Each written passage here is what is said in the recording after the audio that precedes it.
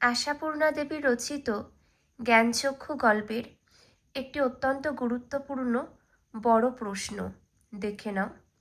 জ্ঞানচক্ষু গল্পে তপনের জ্ঞানচক্ষুর উন্মীলন অর্থাৎ উন্মোচন কিভাবে হয়েছে তা বর্ণনা করো। এই প্রশ্নের উত্তরটা দেখে নাও। এটা খুবই গুরুত্বপূর্ণ প্রশ্ন, এটা পরীক্ষাতে আসতে পারে। এটির উত্তর দেখো। লেখক সম্পর্কে ধারণা। তপনের নিজস্ব ভাবনায় লেখকরা ছিল অন্য জগতের মানুষ, কিন্তু তার লেখক ছোট মেশোকে দেখে এবং তার আচার ব্যবহার পর্যবেক্ষণ করে তপন বোঝে লেখকরা সাধারণ মানুষের মতোই। সেই মুহূর্তে তার জ্ঞানচক্ষু খুলে যায়, যদিও তপনের জ্ঞানচক্ষু প্রকৃতপক্ষে আরও অনেক পরে খুলেছিল। দেখো পরবর্তী পয়েন্ট, ছোট মাসির ভূমিকা। তপনের সারা দুপুর ধরে লেখা গল্পটা তার ছোট মাসি একরকম জোর করেই তার মেশোকে দেখায়। ছোট মেশো সেই লেখার প্রশংসা করেন, কিন্তু পাশাপাশি একথাও বলেন যে গল্পটার একটু সংশোধনের দরকার রয়েছে।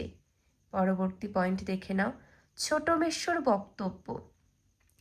ছোট মেশো সেই লেখা ছাপানোর ব্যবস্থা করে দেবেন বলে কথা দেন। তপন অধীর আগ্রহে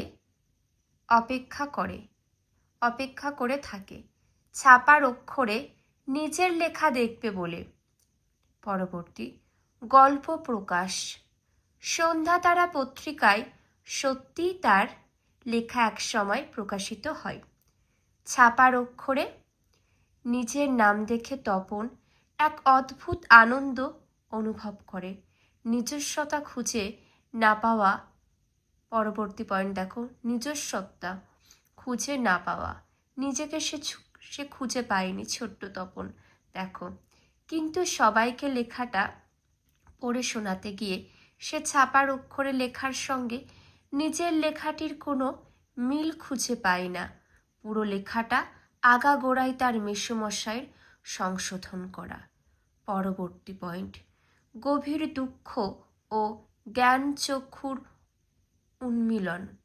গভীর দুঃখে তার জ্ঞানের চক্ষু খোলে তপনের। দেখো, দুঃখে লজ্জায় অপমানে তপন ভেঙে পড়ে। এবার যেন প্রকৃতই তার অন্তর্দৃষ্টি জেগে ওঠে, অর্থাৎ জ্ঞানের চোখ তার খুলে যায়। নিজের সৃষ্টির প্রতি অধিকারবোধ জন্মায় তপনের মনে। সে দৃঢ় সংকল্প করে তপন নিজের লেখা সে নিজেই ছাপাতে দেবে, অন্যের দয়া গ্রহণ করবে না সে। প্রিয় ছাত্রছাত্রীরা, এই প্রশ্নের উত্তরটা খুবই গুরুত্বপূর্ণ ছিল, সেই জন্যই তোমাদের কাছে তুলে ধরলাম। আর তোমাদের কোনো বক্তব্য থাকলে অবশ্যই জানাবে। এখানেই শেষ করছি।